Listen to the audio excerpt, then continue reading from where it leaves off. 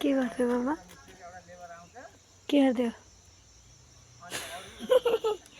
हेर्नुहोस् साथीहरू त्यो सानो रुइरहने रूपसन बाबुको बाबाले आफै यो मेसिन बिग्रेको मेसिनलाई टच बिग्रेछ टचमा सेम फमै हुँदो रहेछ है पहिला नि त्यसमा त्यसलाई निकाल म्याट हाल्ने के अरे ऊ हाल्ने म्याटको टुक्रा त्यही माथि हाल्ने कि बाहिर हाल्ने यहाँ म्याटको टुक्रा हाल्दै हुनुहुन्छ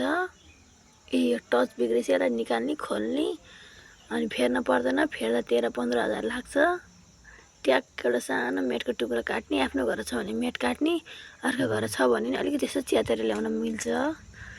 अहिले थाहा पनि गरेर हेर्नुहोस्